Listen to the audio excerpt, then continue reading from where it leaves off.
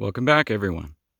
So, the most questions that I get about this place really pertain to this solar array, and I'm going to do a little bit of a deep dive on this. It's going to be kind of interesting for some of you. So, to start with, obviously, the solar panels. We've got about 1 kilowatt of power there coming into the shed below it. I'll show you inside. Okay, and this is a FlexMax 80 from Outback Solar.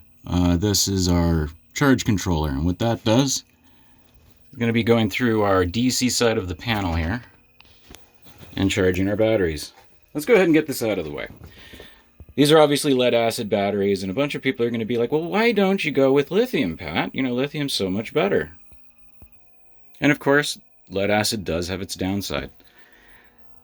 Now, I didn't install this, we bought it used, but the previous owner had a battery explosion, and that's something that can happen. So we'll cover a little bit of maintenance and why you gotta add water to your batteries.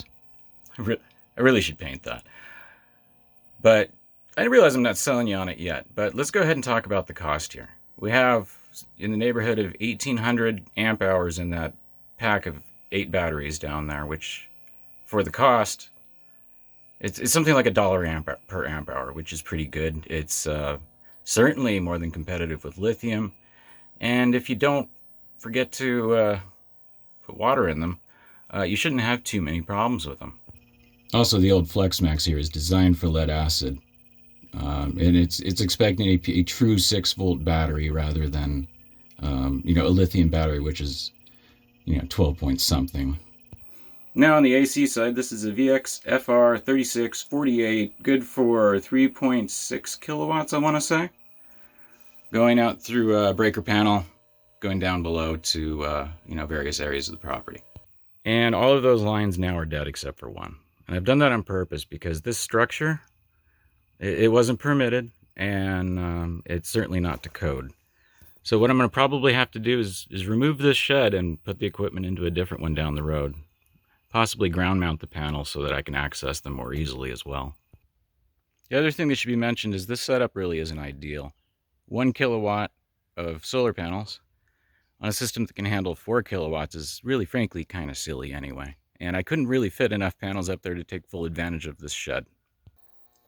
The other thing that really should be mentioned is this battery pack is small for off-grid solar.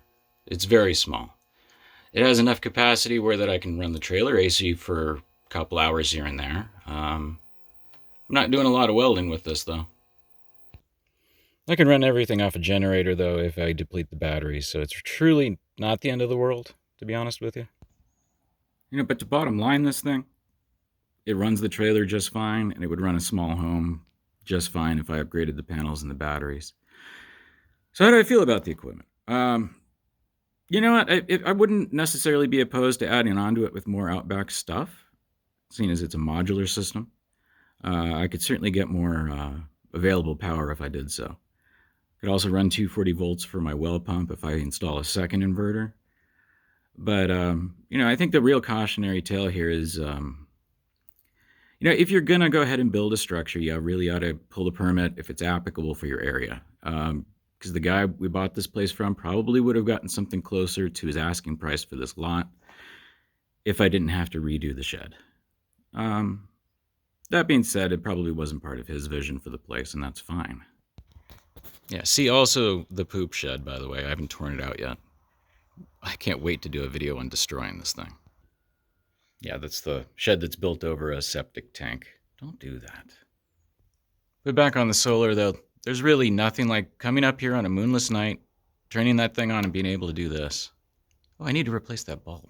Damn it. So in conclusion here, really any shortcomings of this system have primarily to do with the lack of panels we have here and the lack of batteries we have down here.